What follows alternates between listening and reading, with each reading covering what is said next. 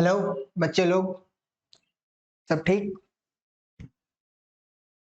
Chemical reactions and equations का हम लोगों ने इतने सारे लेक्चर्स कर लिए, एक रिवीजन भी कर लिया। अब हम लोग इस पूरे चैप्टर से एक इंक्लूडिंग ऑल कॉन्सेप्ट्स एक क्वेश्चन का सीरीज करने वाले हैं, ठीक है। जिसमें मैंने जानबूझकर ऐसे क्वेश्चंस डाले हैं कि पूरा का पूरा चैप्टर कवर हो जाए। पहले भी बोल चुका हूँ, फिर बोलूंगा कि किसी भी चैप्टर को समझने का क्वेश्चन बनाने से बेहतर तरीका नहीं। क्वेश्चंस लो, क्वेश्चंस उठाओ, बनाने की कोशिश करो। जो बन गया वो तो बन ही गया, लेकिन जो नहीं बना उसे बनाने के लिए, उसे सीखने के लिए फिर हम लोग चैप्टर पढ़ने की कोशिश करेंगे, ठीक है। और ऐसे करते करते ना वो चैप्टर कहीं बेहतर समझ में आएगा लेक्चर सुनने से या बुक पढ़ने के मुकाबले, ठीक है। मतलब बाकी सब भी ठीक है, लेकिन ये बहुत जरूरी है, क्वेश्चंस बनाना बहुत जरूरी है। वही करने वाला है इस चैप्टर में। जितने भी जो क्रूशियल कॉन्सेप्ट्स हैं, जो इंपॉर्टेंट कॉन्सेप्ट्स हैं, सबसे कुछ कुछ क्वेश्चन डाल रखा हूं, सब करेंगे। क्वेश्चन करते समय ध्यान रहे, इससे पहले कि मैं क्वेश्चन को बनाऊंगा, क्वेश्चन को तुम बनाओगे खुद, ठीक है। वीडियो पॉज करना है और क्वेश्चन पहले खुद ट्राई करना है। कॉपी पेन लेकर बैठो और एकदम जी भर कर ट्राई कर लेना। एकदम नहीं बने फिर मेरा एक्सप्लेनेशन देखना, ठीक है। लेकिन क्वेश्चन को पहले खुद बनाने की कोशिश जरूर करना। कुछ सब्जेक्टिव क्वेश्चंस भी डाले और कुछ ऑब्जेक्टिव भी है, ठीक है। और कुछ न्यूमेरिकल्स भी है। सब्जेक्टिव इसलिए डाला हूं क्योंकि आपके स्कूल्स में तो वैसे ही क्वेश्चंस आएंगे, तो उनके थ्रू मैं आपको ये भी बता पाऊंगा कि उनके आंसर्स कैसे देने हैं, कैसे लिखने हैं। बोर्ड एग्जाम्स होगा तो उसमें आंसर्स को प्रॉपरली कैसे लिखते हैं, सब कुछ हम लोग करेंगे, ठीक है। तो शुरू करते हैं, चलो। पहला क्वेश्चन ये असर्शन रीजन टाइप क्वेश्चन है। असर्शन रीजन टाइप क्वेश्चन कभी बनाया है पहले? जरूर बनाया नहीं होगा तो देखा तो जरूर होगा। क्या होता है कि इसमें दो स्टेटमेंट्स होते हैं, एक असर्शन और दूसरा होता है रीजन, और कुछ ऑप्शंस होते हैं। मोस्ट ऑफ द टाइम्स इसके जो चार ऑप्शंस होते हैं ना, वो भी फिक्स्ड ही होते हैं। अब जहां भी देखोगे 99% चांस है कि यही चार ऑप्शंस मिलेंगे। पहला ऑप्शन क्या है कि both A and R, assertion and reason are true and reason is the correct explanation of assertion. कहने का मतलब कि जो पहला स्टेटमेंट है ये असर्शन, ये तो सही है ही, और साथ ही साथ रीजन भी सही है, सेकंड स्टेटमेंट। और जो रीजन है वो असर्शन से रिलेटेड भी है, वो उसको सही तरीके से एक्सप्लेन भी कर रहा है, ठीक है। अब जैसे मैं बोलूं कि असर्शन है कि leaves are green in colour, ठीक है, और रीजन में दे दूं because leaves have chlorophyll pigments. Assertion तो सही है ही यार, रीजन भी सही है, और रीजन असर्शन का सही एक्सप्लेनेशन भी है, तो हम लोग पहला ऑप्शन टिक करेंगे। अगर मान लिया कि भी मैं इसको चेंज कर दूं, मैं बोलूं leaves are green in colour, green ही होता है ना, और रीजन में डाल दूं कि ब्लड हैज हीमोग्लोबिन पिगमेंट। अब असर्शन तो सही है, रीजन रीजन भी सही है, कुछ गलत नहीं है उसमें, लेकिन क्या रीजन ऐसा असर्शन को सही तरीके से एक्सप्लेन कर रहा है? बिल्कुल नहीं। तो यहां पर फर्स्ट ऑप्शन नहीं करेंगे, यहां पे हम लोग करेंगे सेकंड ऑप्शन कि both are correct but reason is not the correct explanation of it, या असर्शन। थर्ड ऑप्शन इज कि असर्शन सही है, रीजन गलत है, ठीक है। पहले दो ऑप्शंस में दोनों सही थे, ठीक है, बस एक्सप्लेन हो रहा था या नहीं इसके आधार पे था। थर्ड में एक सही है, दूसरा गलत है, और फोर्थ में असर्शन गलत है और रीजन सही है। कई बार आपको कई एग्जाम्स में चौथा ऑप्शन में मिलता है बोथ आर फॉल्स, असर्शन भी फॉल्स है और रीजन भी फॉल्स है, ठीक है। तो चलो, इसमें इस क्वेश्चन में असर्शन क्या बोल रहा है? Following is a balanced chemical equation for the action of steam on iron. Steam on iron, देखो क्वेश्चन has specified steam, कुछ बत्ती जली, steam। बताया था ना जब कोरोजन पढ़ाया था, तो कि जो आयरन होता है वो ठंडे पानी से या गर्म पानी से भी रिएक्ट नहीं करता है, वो सिर्फ स्टीम से रिएक्ट करता है। तो ये अच्छा, अगर ऐसा हो रहा है कि आयरन सिर्फ स्टीम से रिएक्ट कर रहा है, तो ये रिएक्शन एक्सोथर्मिक हुआ या एंडोथर्मिक हुआ? सोचकर कमेंट करोगे, ठीक है। एक्सोथर्मिक और एंडोथर्मिक तो पता है ना, एक्सोथर्मिक मतलब जिसमें हीट रिलीज हो, और एंडोथर्मिक का मतलब जिसमें हीट दिया जाए, प्रोवाइड किया जाए बाहर से, ठीक है। तो आयरन जो है वो सिर्फ स्टीम से रिएक्ट कर पाता है नॉर्मल कंडीशंस में। तो स्टीम और आयरन का रिएक्शन हो रहा है, रिएक्टेंट्स दिए हुए, प्रोडक्ट्स दिए हुए, ये असर्शन है। क्या रिएक्शन है हमारे पास? 3Fe प्लस 4H2O, ये दोनों क्या हो गए? ये दोनों हो गए इस रिएक्शन के रिएक्टेंट्स। एरो के लेफ्ट साइड में रिएक्टेंट्स ही लिखते हैं। रिएक्टेंट्स वो सब्सटेंसेस हैं, वो केमिकल कंपाउंड्स हैं जो रिएक्शन में पार्टिसिपेट कर रहे हैं, जो रिएक्ट करने वाले हैं, ठीक है। और रिएक्ट करने पे क्या बनेगा? प्रोडक्ट। प्रोडक्ट क्या दिया है? Fe3O4 plus 4H2। क्या ये रिएक्शन सही तरीके से बैलेंस किया हुआ है? देख लो, 3Fe रिएक्टेंट साइड में हमारे पास 3 आयरन एटम्स है, प्रोडक्ट साइड में भी 3 एटम्स है। फर्क बस इतना है मेरे भाई कि जो प्रोडक्ट है ना, ये Fe3O4, इसमें एक ही मॉलिक्यूल के अंदर 3 एटम्स है, इसीलिए हम लोग 3 सबस्क्रिप्ट में लिख रहे हैं। इधर क्या है कि ये 3 अलग अलग एटम्स है, एक मॉलिक्यूल के अंदर नहीं है, इसीलिए हम लोग 3 यहाँ पर नॉर्मली लिख रहे हैं कोएफिशिएंट के रूप में, ठीक है। पर है तो 3 एटम्स ही, रिएक्टेंट साइड भी और प्रोडक्ट साइड भी, मास तो बराबर ही होगा। फिर हाइड्रोजन एटम्स चेक करो, दो एक मॉलिक्यूल में, और ऐसे 4 मॉलिक्यूल्स हमने रखा हुआ, टोटल 8 एटम्स हो गए।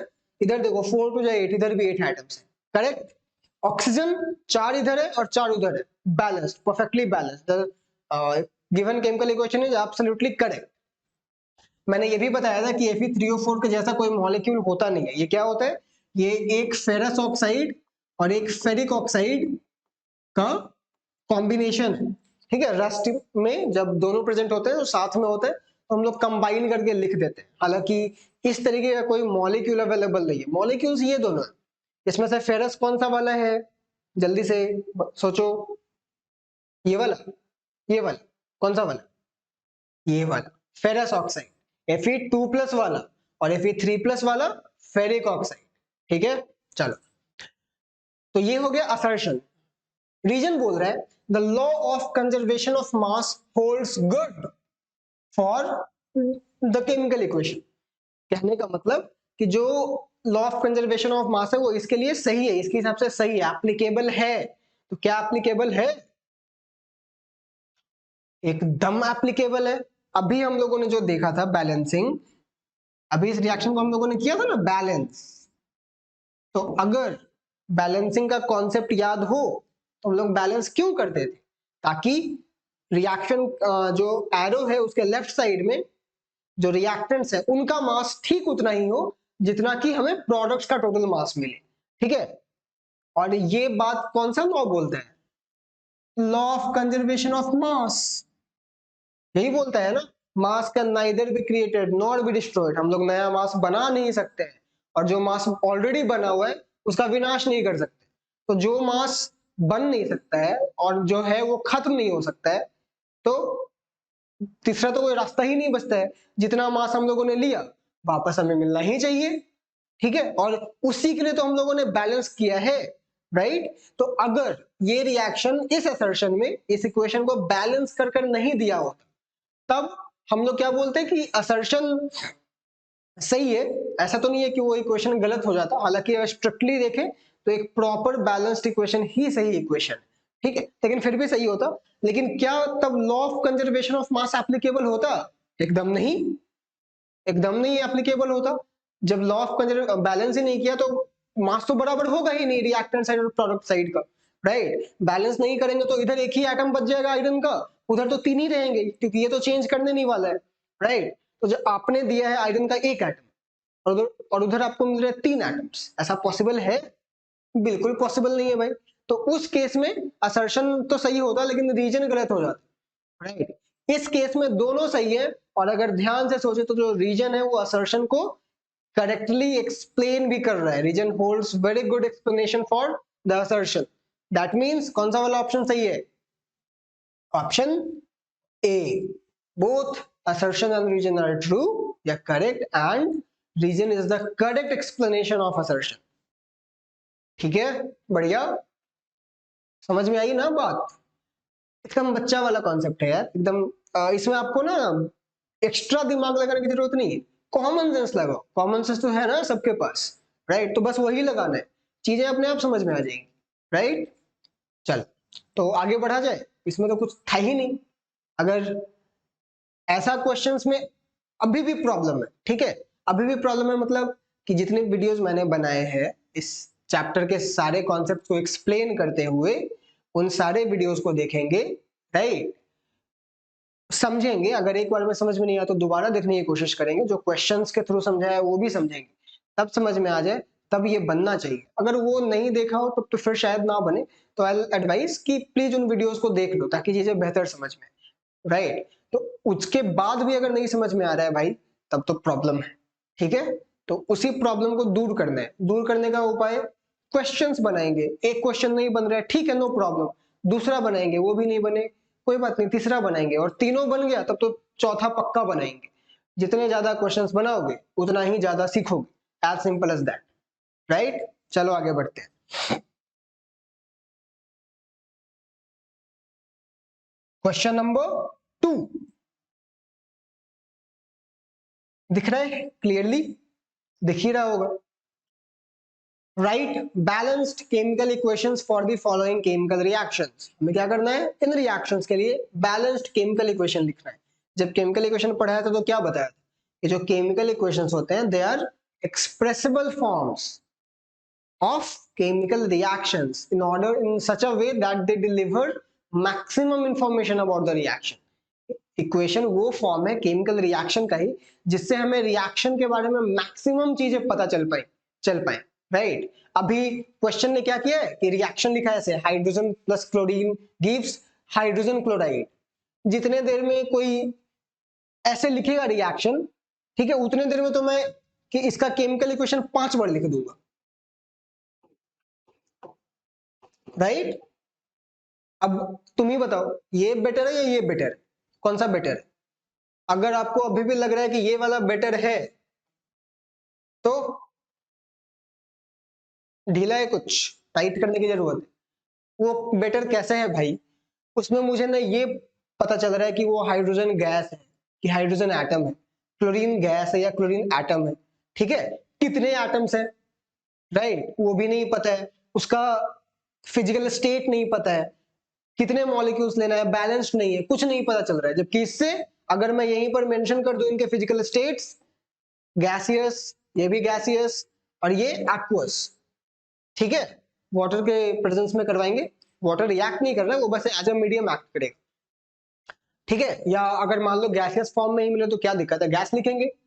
तो अब और इसे बैलेंस भी कर लेते हैं। बैलेंस कैसे करेंगे? दो इधर एटम्स है हाइड्रोजन और क्लोरीन के, इधर भी 2 कर देंगे।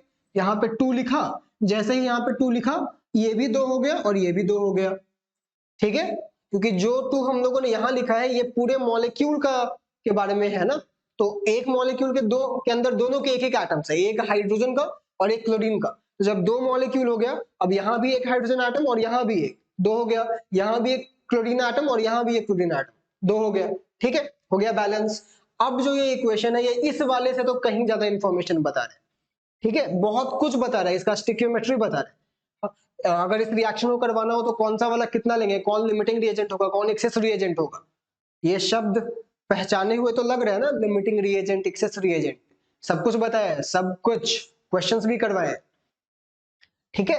तो ये उससे कहीं ज्यादा बेहतर है, इसलिए तो केमिकल इक्वेशन लिखते थे, राइट। तो ये वाला फॉर्म नहीं चलेगा प्रैक्टिकली, जबकि ये वाला बहुत कन्वीनियंट है, तो हम लोग इसी के सहारे चलेंगे। और यही तो क्वेश्चन करने बोल रहा है, इसका बैलेंस्ड केमिकल इक्वेशन लिख दिया हम लोगों ने एकदम आराम से, ठीक है। This is your answer. Second क्या बोल रहे? लेड, लेड का symbol L E, right, L E, lead, है ना? नहीं भाई, एक बिल्कुल नहीं, लेड का सिंबल एल ई नहीं होता है। अगर ऐसा लगता है तो एक बार पीरियोडिक टेबल जाकर देखो, दिस इज नॉट लेड, ऐसा कोई एलिमेंट होता ही नहीं है। लेड का सिंबल होता है पी बी, ठीक है, P capital B small always. क्योंकि लेड का जो असली नाम है, असली नाम मतलब जो लैटिन लैंग्वेज में नेम है, क्योंकि हम लोग जो सिंबल्स यूज करते हैं वो अगर इंग्लिश नेम से काम ना चले तो फिर हम लोग लैटिन नेम पर जाते हैं, उसके हिसाब से करते हैं। जैसे आयरन का Fe है ना, होना तो चाहिए था IR या I होना चाहिए था, और अगर I होता तो फिर आयोडीन से कंफ्यूज हो जाते, तो आयोडीन का कुछ और नाम रखना पड़ता। लेकिन आयरन का लैटिन नेम होता है फेरस या फेरम, ठीक है, तो इसीलिए उसका सिंबल रख दिया Fe। उसी तरीके से लेड का लैटिन नेम होता है प्लम्बम, तो सिंबल रख दिया PB, ठीक है, दैट इज लेड। भूल से भी LE नहीं लिखना है, ठीक है। और अगर हालत इतनी गंदी है कि लेड का सिंबल नहीं पता है अभी भी, ठीक है, तो उसे प्लीज सुधारो, ठीक है। लेड PB, अब यहां पे कितना लिखेंगे, 1 2 3 4 5, क्या कितना लिखेंगे सबस्क्रिप्ट, कुछ नहीं लिखेंगे, छोड़ देंगे, कुछ नहीं लिखना है, मतलब 1 तो लिखा हुआ है, क्योंकि लेड जो है वो मेटल है ना, मेटेलिक फॉर्म में है, तो अभी उसके मॉलिक्यूल में एक ही एटम, ये टेक्निकली मॉलिक्यूल भी नहीं है, मेटेलिक फॉर्म में हम लोग ऐसे ही लिखते हैं। ये सब क्या था, ये सब मॉलिक्यूल था, ठीक है। किससे रिएक्ट कर रहा है, कॉपर क्लोराइड। अब देखो कॉपर होता है 2 आयन, Cu प्लस और Cu2 प्लस, कम वाले को क्या बोलते हैं आस, तो क्यूप्रस। Cu प्लस क्या हो गया, क्यूप्रस आयन, और Cu2 प्लस क्या हो गया, cupric ion.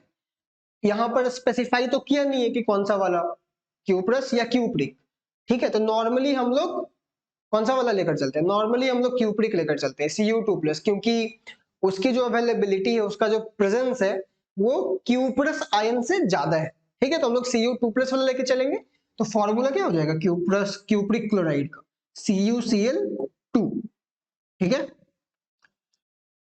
gives they react to give lead chloride, यानी कि PbCl2 प्लस कॉपर। किस टाइप का रिएक्शन है ये, क्या हमें लेड कॉपर को डिस्प्लेस करता हुआ दिख रहा है, बिल्कुल। तो किस टाइप का रिएक्शन हुआ, डिस्प्लेसमेंट रिएक्शन या डबल डिस्प्लेसमेंट रिएक्शन, नहीं, सिर्फ डिस्प्लेसमेंट रिएक्शन। डबल डिस्प्लेसमेंट तब होता जब कॉपर भी इधर इसको डिस्प्लेस किया होता, पर इसका तो सॉल्ट है नहीं, वो तो अकेला मेटल है, तो काहे का displacement, right. So this is a type of displacement reaction. और अब हमें इसे करना है बैलेंस। कैसे करेंगे, इधर है लेड का एक एटम, इधर है एक एटम, बैलेंस्ड। इधर है कॉपर का एक एटम, इधर भी है कॉपर का एक एटम, इधर है क्लोरीन का 2 एटम्स, और इधर भी है क्लोरीन के 2 एटम्स, ये तो ऑलरेडी बैलेंस्ड है, कुछ करना ही नहीं। This equation is already in balanced form, this is correct. अब हमें कुछ एक्स्ट्रा करने की जरूरत नहीं है इसमें, ठीक है। चलो next, zinc oxide. Zinc ion क्या होता है, Zn2 plus, oxide ion O2 minus, तो Zn2 प्लस और O2 माइनस कौन सा मॉलिक्यूल बनाएगा, zinc oxide ZnO, right, plus carbon यानी कि C, gives zinc plus carbon monoxide, ठीक है। जिंक मेटल मिला और कार्बन मोनोऑक्साइड मिला, यहां भी देखो कार्बन एक तरीके से जिंक को डिस्प्लेस कर दे रहा है, ठीक है। तो हो क्या रहा है कि जिंक ऑक्साइड ने कार्बन के साथ रिएक्ट किया और बन गया जिंक प्लस कार्बन मोनोऑक्साइड। अच्छा क्या हो रहा है, जिंक यहाँ पे कार्बन का क्या हो रहा है, ऑक्सीडेशन हो रहा है या रिडक्शन हो रहा है, क्या हो रहा है, मैं पूछ रहा हूं कि कार्बन का क्या हो रहा है, ऑक्सीडेशन या रिडक्शन, क्या हो रहा है, क्या हो रहा है, कार्बन के साथ कौन ऐड हो रहा है, इलेक्ट्रोपॉजिटिव एलिमेंट या इलेक्ट्रोनेगेटिव एलिमेंट, ऑक्सीजन या हाइड्रोजन, कार्बन के साथ ऑक्सीजन ऐड हो रहा है ना, तब तो बन रहा है carbon monoxide, and addition of oxygen is called what, oxidation. तो यहां इस रिएक्शन में कार्बन का हो रहा है ऑक्सीडेशन, और इसीलिए carbon will behave as reducing agent, जिसका खुद का ऑक्सीडेशन होता है that behaves as reducing agent, और जिसका खुद का रिडक्शन होता है वो that behaves as oxidising agent, ठीक है। चलो खैर, हमें यहाँ पर बैलेंस करने से मतलब है, देखो मैं ऐसे ही पढ़ाऊंगा, ठीक है, बीच बीच में ना जो चीजें रेलेवेंट है वो बताता जाऊंगा, ठीक है। और ट्रस्ट मी, इससे नुकसान कुछ नहीं है, फायदा ही फायदा है, मेरा भी आपका भी, ठीक है, सिम्बायोटिक रिलेशनशिप, ठीक है। चल, तो हमें करना है बैलेंस, जिंक इधर एक है, उधर भी एक है, फाइन, ऑक्सीजन इधर एक है, इधर भी एक है और कार्बन भी एक है, उधर भी एक है, ये भी ऑलरेडी बैलेंस्ड है, कुछ करने की जरूरत ही नहीं। ठीक है, so now all the three reactions are properly balanced. Balancing में तो अभी प्रॉब्लम नहीं होता है ना, हिट एंड ट्रायल मेथड से भी करना है। ठीक है, और एकदम आराम से होगा, कोई दिक्कत वाली बात नहीं। हम लोगों ने इतने सारे क्वेश्चंस किए थे यार, राइट। जितनी प्रैक्टिस मैंने करवाया है उतनी ही प्रैक्टिस अगर आप खुद से भी कर लो अलग से, ठीक है, तो फिर ऑन अ जनरल लेवल कोई प्रॉब्लम नहीं होने वाली। ठीक है, तो आगे बढ़ते हैं। आई होप कि चीजें क्लियर है, कोई डाउट नहीं है। डाउट है तो दोबारा देखो, फिर भी क्लियर ना हो उसे क्लियर करने की कोशिश करो थ्रू सेवरल मींस, फिर भी ना हो कमेंट। चलो आगे बढ़ते हैं।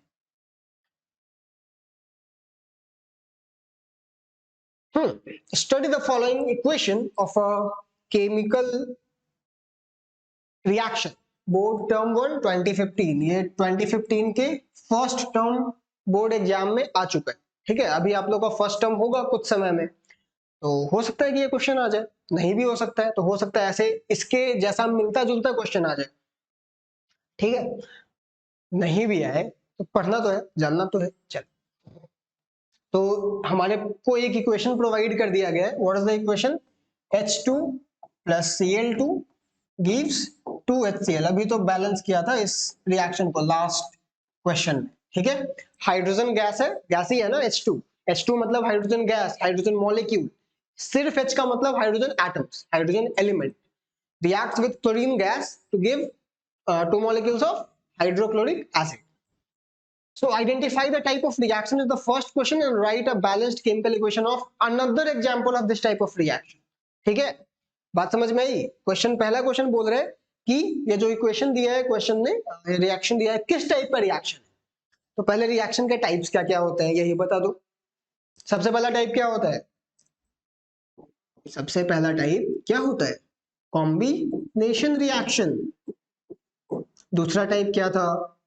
Decomposition reaction, right. तीसरा क्या था? Displacement reaction. और चौथा क्या था? Double displacement reaction. ठीक है, यही तो चार टाइप्स थे, इसी चार टाइप्स में हमें चुनना है। अब आपको क्या लग रहा है ये कौन सा टाइप होना चाहिए? बोलो, क्या ये डबल डिस्प्लेसमेंट रिएक्शन है? अगर किसी को लग रहा है तो एक बोतल पानी लेंगे और उसमें डूब के मर जाएंगे। ये डबल डिस्प्लेसमेंट रिएक्शन है।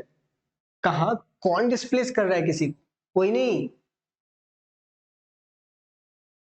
एकदम नहीं। ठीक है, डिस्प्लेसमेंट रिएक्शन भी नहीं है। डिकम्पोजिशन रिएक्शन है क्या? क्या यहाँ किसी का डिकम्पोजिशन हो रहा है? बिल्कुल नहीं। हो क्या रहा है? Combination. This is a combination reaction. कैसे पहचानेंगे? किसी को ऐसा लग रहा है कि सर कैसे बोल रहे हैं कि कॉम्बिनेशन रिएक्शन है, हमको तो ऐसा कुछ नहीं दिख रहा है, तो क्या क्या बोलेंगे? यार मेरे पास रिएक्टेंट्स कितने हैं? रिएक्टेंट्स तो पता है, जो एरो के लेफ्ट साइड में होता है, जो रिएक्शन करता है। दो रिएक्टेंट्स है, हाइड्रोजन गैस और क्लोरीन गैस। प्रोडक्ट्स कितने हैं? One, single product. भाई जब प्रोडक्ट एक है, रिएक्टेंट दो है, तो दोनों रिएक्टेंट्स पक्का कंबाइन कर गए होंगे, जुड़ गए होंगे, तभी तो प्रोडक्ट मिल रहा है। तो किस टाइप का रिएक्शन हुआ? Combination reaction, simple. ठीक है, so what is the answer of the first question? Combination reaction. ठीक है, चलो question number 2, right a balanced chemical equation. इसी से मिलते जुलते रिएक्शन, मतलब जिस टाइप का ये रिएक्शन है, किस टाइप का? Combination reaction. इसी टाइप का एक और रिएक्शन लिखो और उसको बैलेंस करो। कर देते हैं।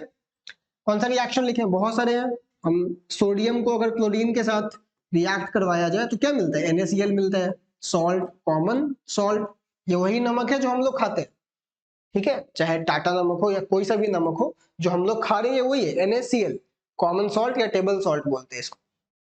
कॉम्बिनेशन रिएक्शन है, दोनों जुड़ रहे और एक प्रोडक्ट बना रहे। ठीक है, इसको बैलेंस भी कर देते हैं। क्लोरीन के दो एटम्स हैं तो इधर भी दो होने चाहिए, कर दिया 2, 2 सोडियम एटम हो गए तो इधर भी 2 होने चाहिए, कर दिया 2, हो गया बैलेंस, दैट्स इट, राइट। आप और भी एग्जांपल्स दे सकते हो, ऐसा तो है नहीं कि कॉम्बिनेशन रिएक्शन के दुनिया भर में यही 2 एग्जांपल्स है, और भी है, भरे पड़े हैं।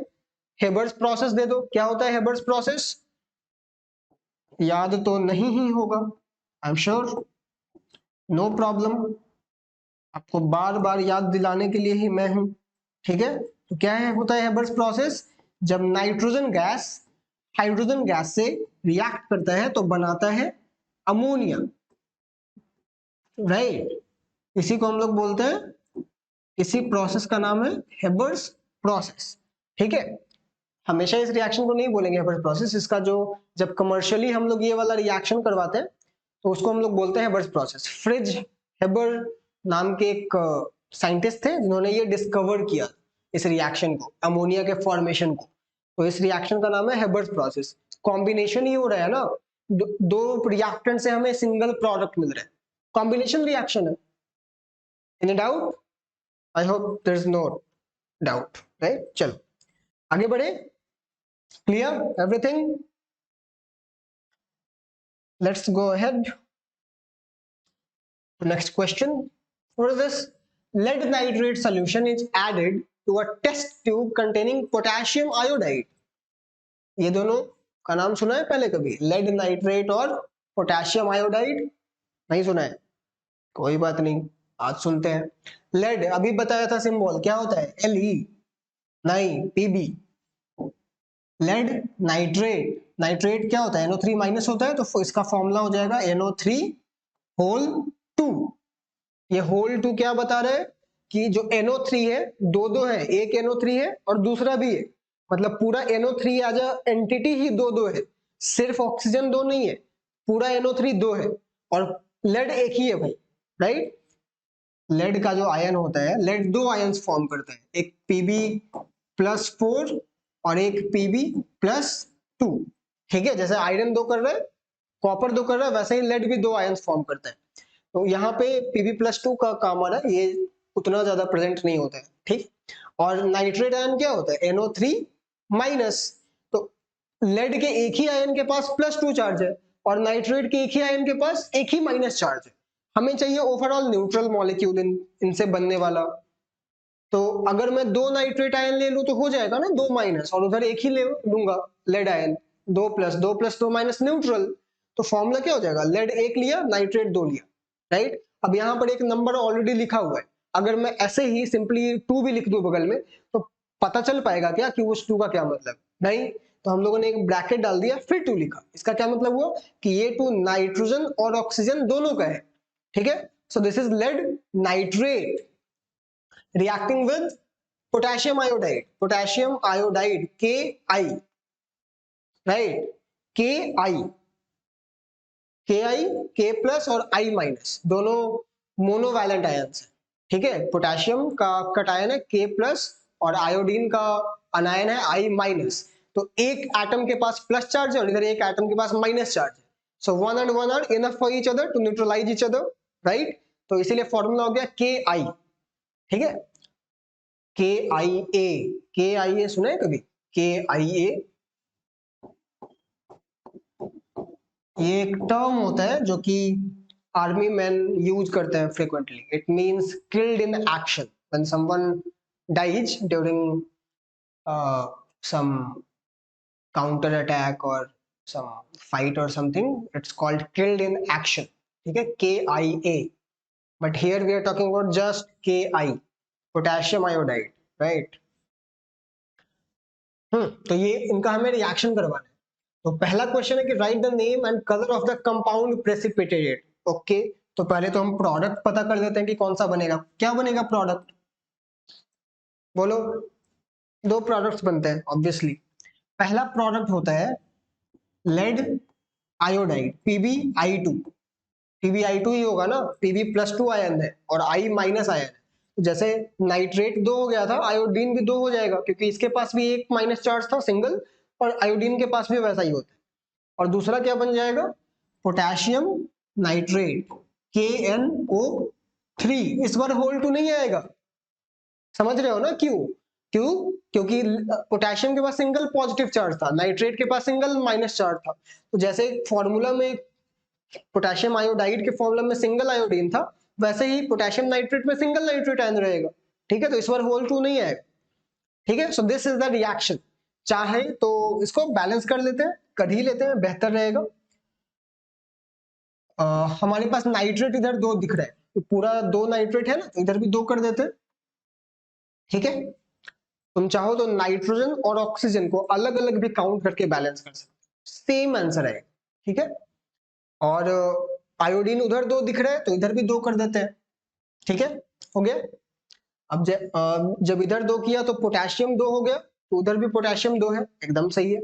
और लेड इधर 1 है, इधर भी 1 है, एकदम वेल एंड परफेक्ट फाइन। चलो, तो ये हमें मिल गया बैलेंस्ड इक्वेशन। तो भाई इसमें ये जो बना ना PbI2, क्या नाम है इसका? Lead 2 iodide. क्या नाम है? Lead iodide.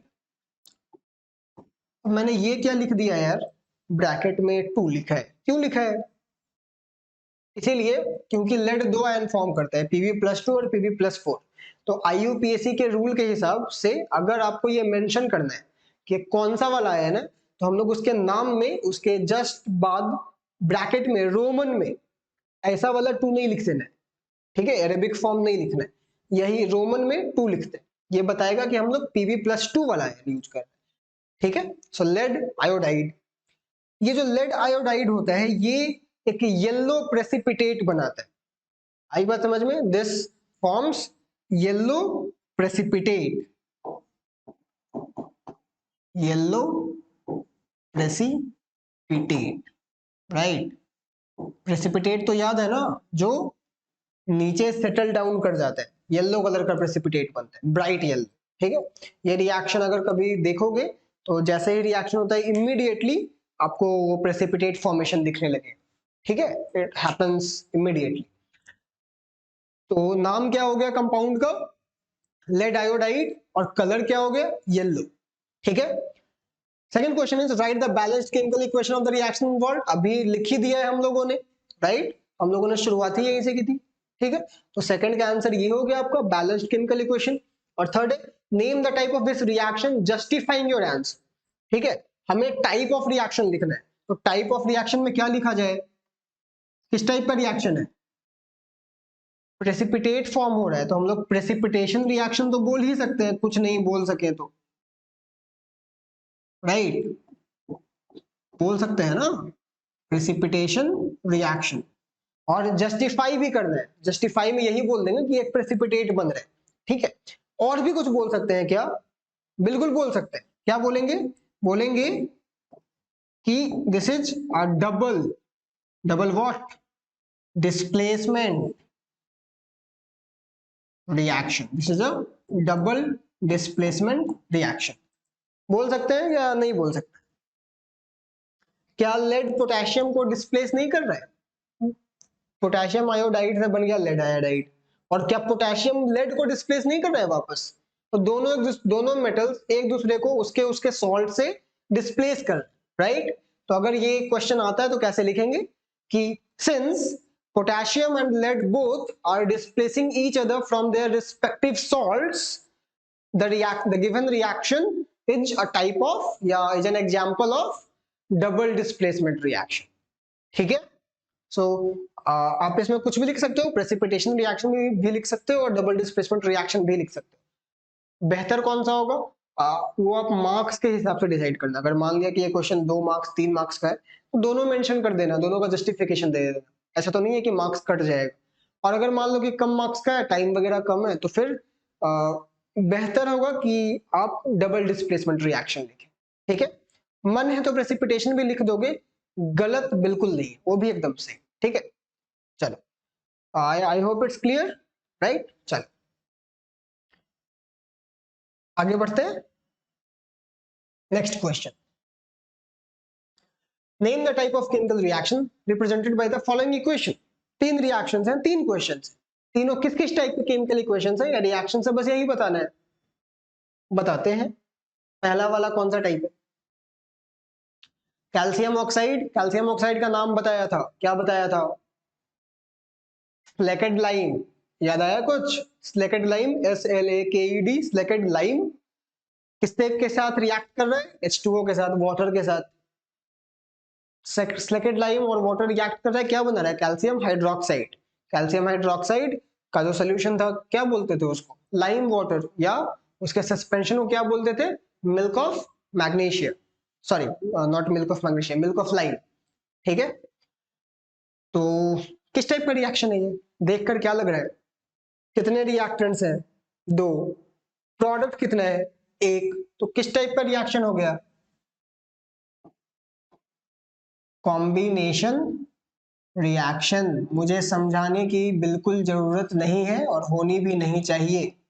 ठीक है, second question, barium chloride is reacting with aluminium sulphate. देखो यहाँ पर ब्रैकेट के बाद 3 लिखा हुआ है। 3 क्यों है? क्योंकि जो पूरा सल्फेट है वो 3 बार प्रेजेंट है उस मॉलिक्यूल।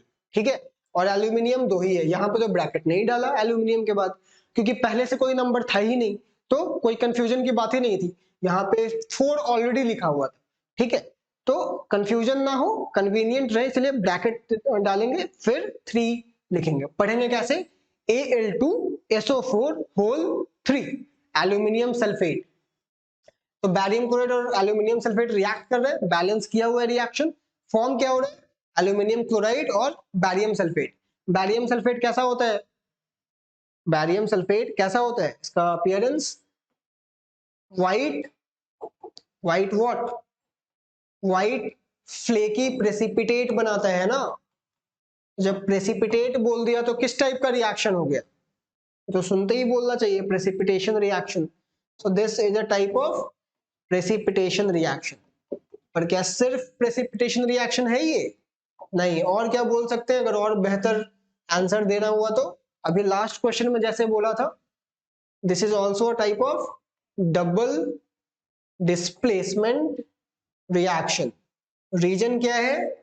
बैरियम और एल्यूमिनियम दोनों एक दूसरे को डिस्प्लेस कर रहे हैं फ्रॉम देयर करस्पॉन्डिंग या respective salts. Barium aluminium sulphate से एल्यूमिनियम को रिप्लेस कर दे रहा है और खुद जाकर बैठ जा रहा है और बैरियम सल्फेट बना रहा है, और एल्यूमिनियम सल्फेट से एल्यूमिनियम निकलकर बैरियम क्लोराइड के बैरियम को डिस्प्लेस कर रहा है और एल्यूमिनियम क्लोराइड बना रहा है, दोनों को डिस्प्लेस कर रहे हैं, तो double displacement reaction. Simple. Third question is 2FeSO4 ferrous sulphate है। फेरस सल्फेट के सोल्यूशन को क्या बोलते हैं? Green vitriol. उसका सोल्यूशन ग्रीन कलर का होता है, that's why the name is green vitriol. इसको हीट किया जा रहा है और क्या मिल रहा है हमें? Fe2O3 ferrous oxide, sorry ferric oxide, SO2 और SO3 sulphur dioxide and sulphur trioxide. किस टाइप का रिएक्शन?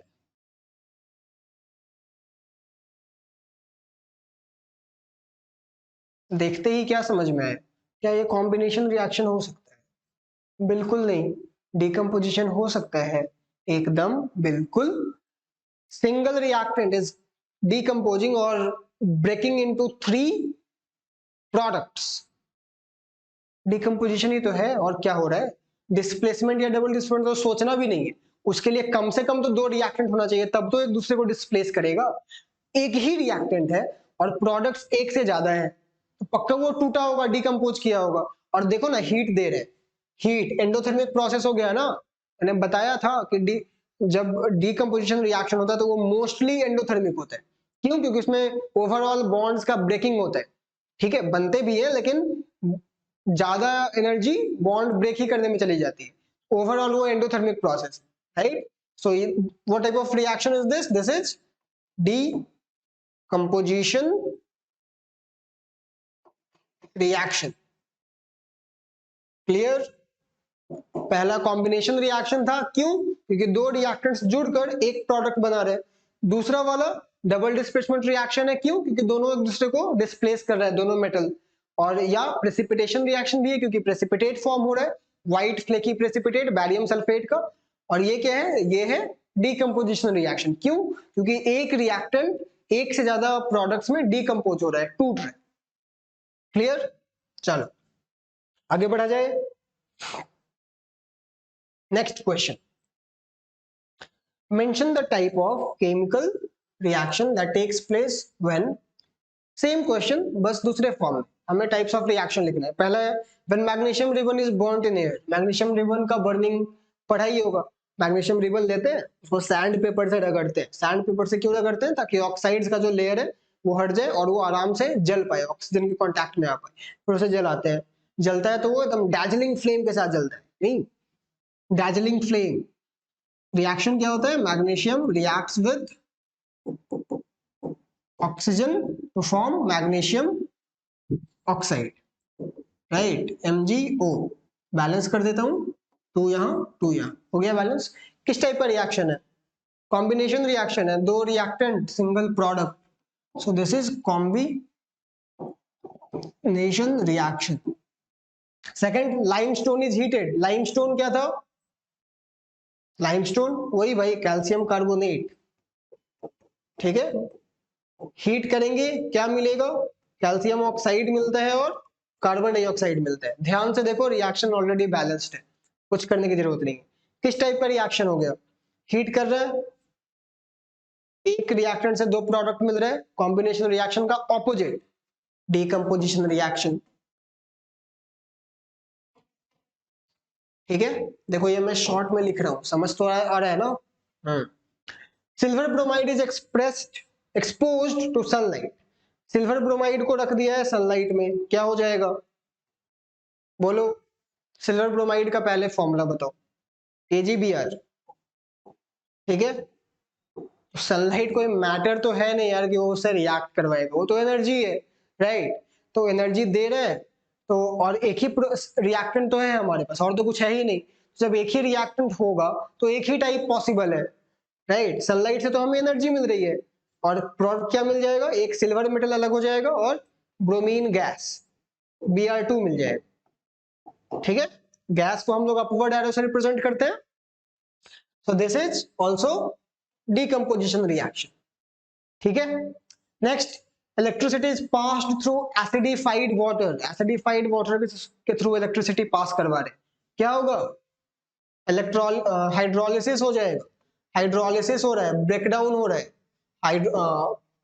जो वाटर है वो हाइड्रोजन और ऑक्सीजन गैस, या हो सकता है कोई दूसरा गैस, क्लोरीन गैस, अगर मान लो हाइड्रोक्लोरिक एसिड डाला है तो, पर कुछ तो इवॉल्व होगा, तो हो तो रहा है हाइड्रोलिसिस ही, डीकंपोजिशन रिएक्शन ही हो रहा है, ठीक है। This is also decomposition reaction, क्योंकि रिएक्टेंट का ब्रेकिंग डाउन हो रहा है, ठीक है।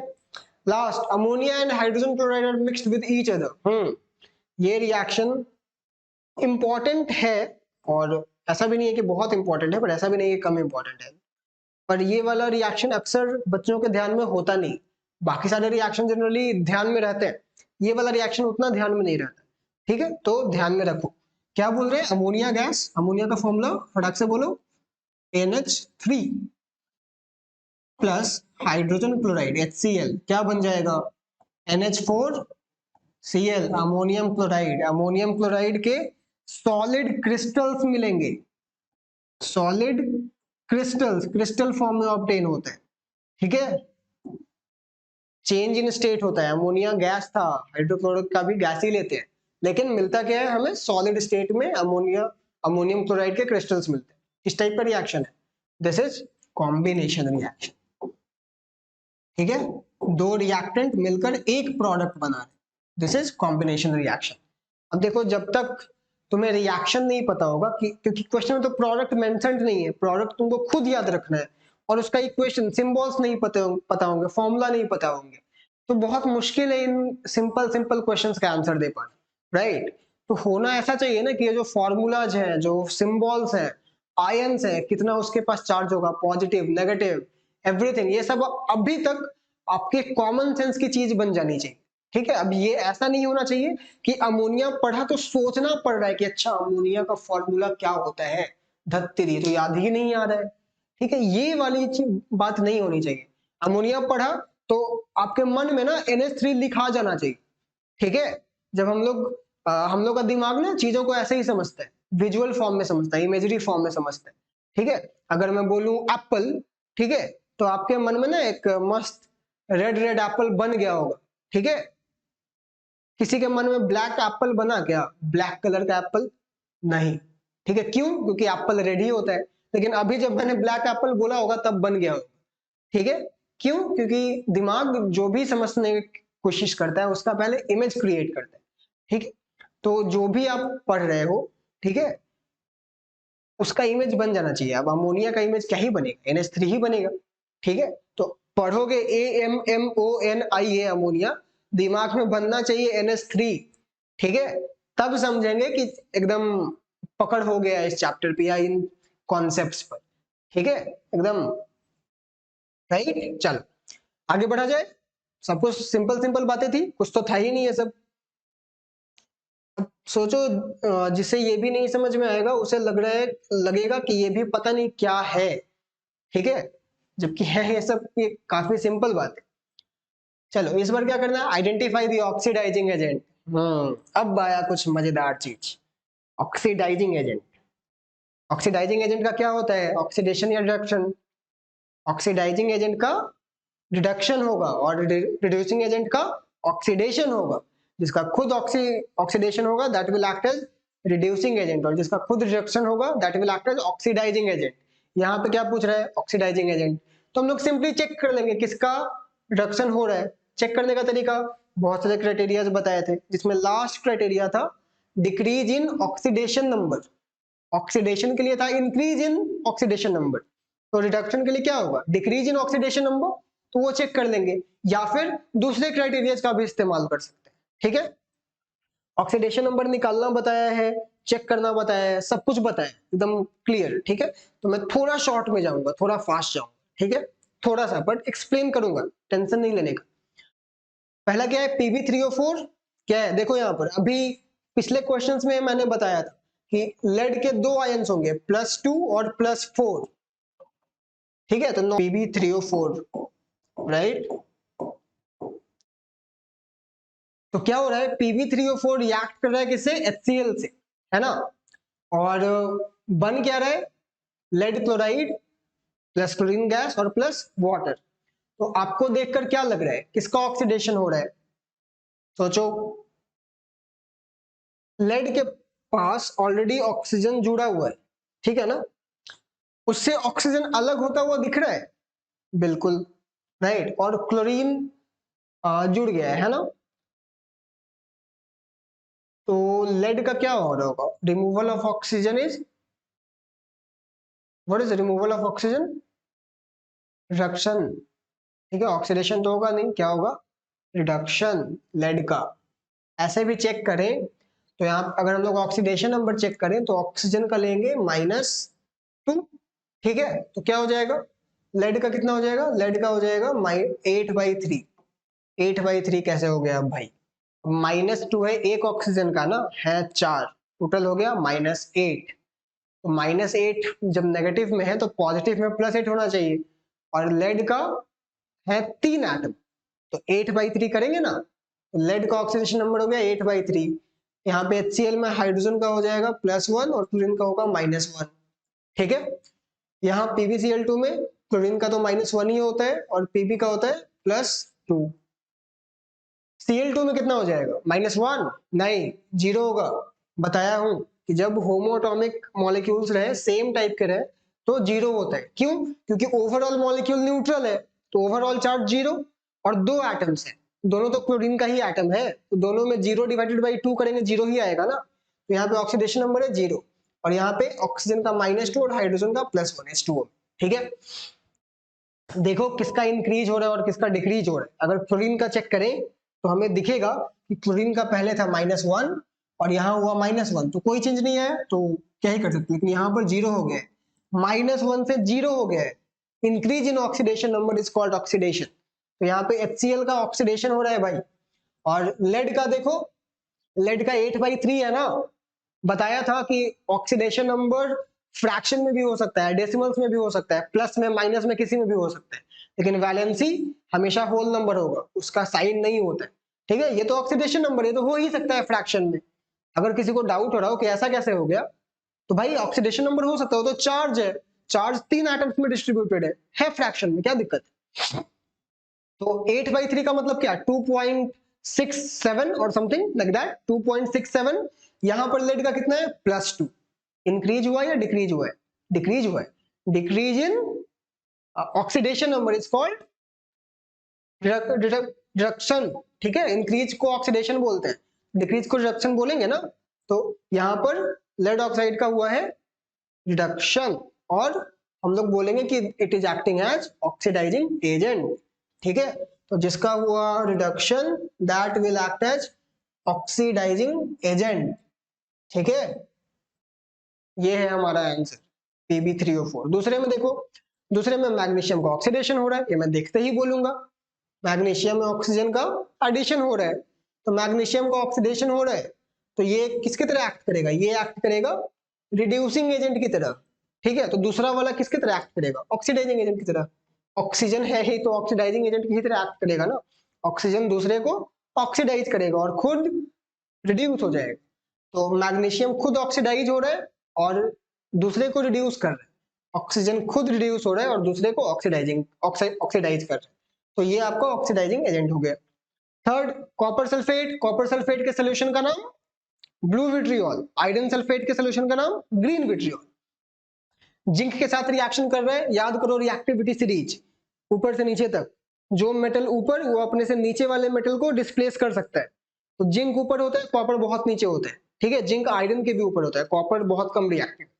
तो जिंक कॉपर सल्फेट से कॉपर को डिस्प्लेस कर देगा और कॉपर अलग कर देगा। डिस्प्लेसमेंट रिएक्शन है, डिस्प्लेसमेंट या डबल डिस्प्लेसमेंट?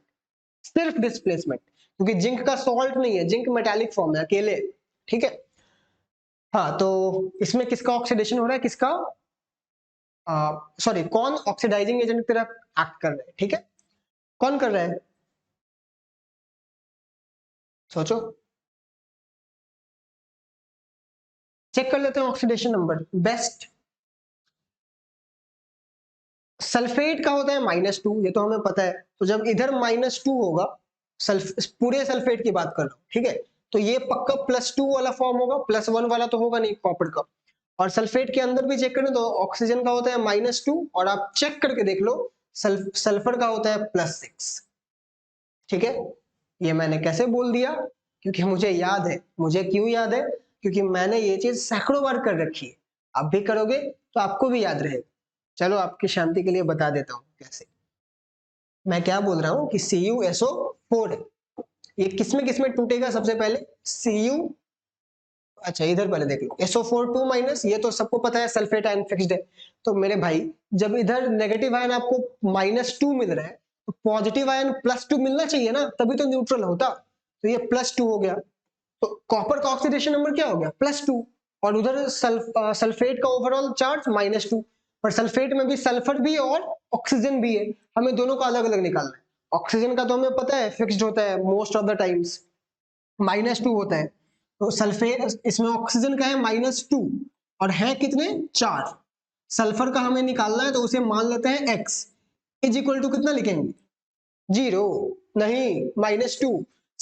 जीरो मॉलिक्यूल का चार्ज था, हम लोग मॉलिक्यूल से कंपेयर अभी थोड़े कर रहे हैं, हम लोग तो अभी सल्फेट आयन से कर रहे हैं। इस पे ओवरऑल चार्ज कितना है? -2, तो इज इक्वल टू लिखेंगे -2। कितना हो गया? -8 plus x is equal to -2। x is equal to 8 -2। 8 इधर से उधर गया, नेगेटिव से पॉजिटिव हो गया, simple linear equation rule. x is equal to हो गया 6 +6। ठीक है, तो सल्फर का ऑक्सीडेशन नंबर हो गया +6। ठीक है, जिंक का कितना है? जिंक का नॉर्मली कितना होता है? +2 होता है, पर क्या यहाँ पर +2 होगा? नहीं होगा, 0 होगा। ठीक है, मेटेलिक फॉर्म में अवेलेबल है, राइट। कॉपर का यहाँ पर कितना होगा? 0 होगा, मेटेलिक फॉर्म में अवेलेबल है। यहाँ पर देखो जिंक का +2 होगा। क्यों? क्योंकि सल्फेट है अवेलेबल। सल्फेट का -2, तो उसको न्यूट्रलाइज करने के लिए इसका +2 होगा ही। सल्फर का कितना होगा? अभी निकाला, +6। ऑक्सीजन का तो -2 ही होता है। ठीक है, ऑक्सीजन का -2 होता है, पर क्या हमेशा होता है? नहीं, यहाँ पर -2 ही होगा, लेकिन अगर पेरोक्साइड रहता तो -1 हो जाता। ठीक है, याद है ना एक्सेप्शन। तो क्या दिख रहा है भाई? कौन कर रहा है ऑक्सीडाइजिंग एजेंट की तरह? ऑक्सीडाइजिंग एजेंट की तरह कौन बिहेव करता है? जो खुद रिड्यूस होता है। यहाँ पर कौन रिड्यूस हो रहा है? कॉपर सल्फेट या जिंक? जिसका ऑक्सीडेशन नंबर डिक्रीज हुआ होगा, इंक्रीज को ऑक्सीडेशन बोलते हैं। तो जिसका डिक्रीज हुआ होगा ऑक्सीडेशन नंबर वही तो रिड्यूस होगा। किसका डिक्रीज हुआ है? जिंक का 0 से +2 हो गया है, बढ़ गया है। ऑक्सीजन का तो कंपेयर करने से कोई फायदा नहीं है। कॉपर का कंपेयर करो, +2 से 0 हो गया है, डिक्रीज हुआ है, यानी कि कॉपर सल्फेट का हुआ है रिडक्शन, यानी कि वो खुद एक्ट कर रहा है एज एन ऑक्सीडाइजिंग एजेंट। तो इस बार का जवाब हुआ कॉपर सल्फेट। ठीक है, this is the oxidising agent. और जिंक हो गया रिड्यूसिंग एजेंट। ठीक है, वो खुद ऑक्सीडाइज हो रहा है। ठीक है, चलो next V2O5, V for vanadium. तो वैनेडियम पेंटाऑक्साइड है, कैल्शियम के साथ रिएक्ट कर रहा है और वैनेडियम अलग हो जा रहा है, कैल्शियम ऑक्साइड बन जा रहा है। ठीक है, देखते ही बोलेंगे कि सर कैल्शियम का हो रहा है ऑक्सीडेशन। ठीक है, यानी वो एक्ट कर रहा है रिड्यूसिंग एजेंट की तरह। कोई शक?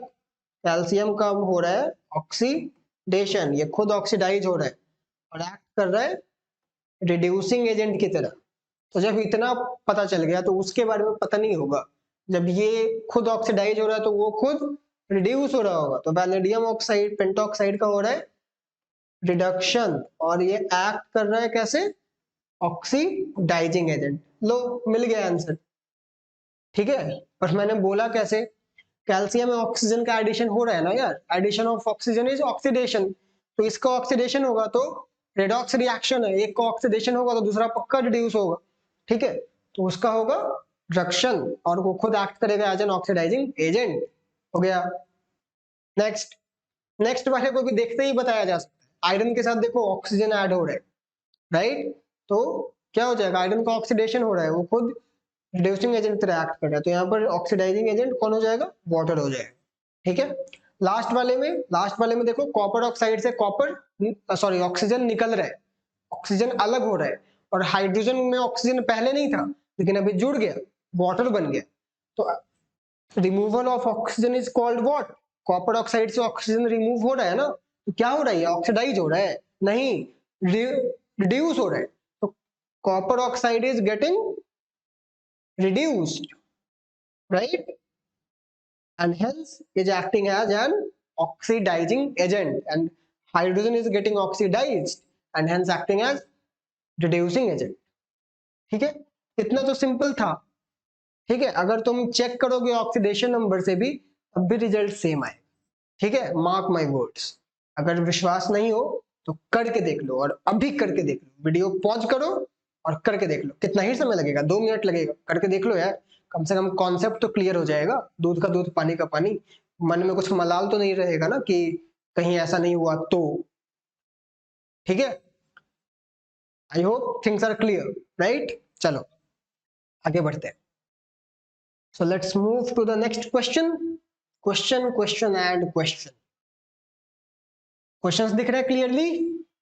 दिख ही रहा होगा, क्यों नहीं दिखेगा?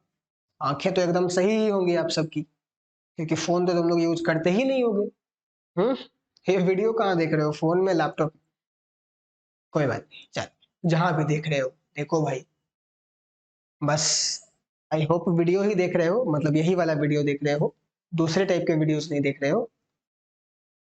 बैलेंस द इक्वेशंस, बैलेंस करना है यार। करवाऊं या खुद कर लोगे? खुद तो कर ही लेंगे सर, पर आप भी करवा दीजिए तो थोड़ा अच्छा रहेगा, है ना? चलो कर देते हैं।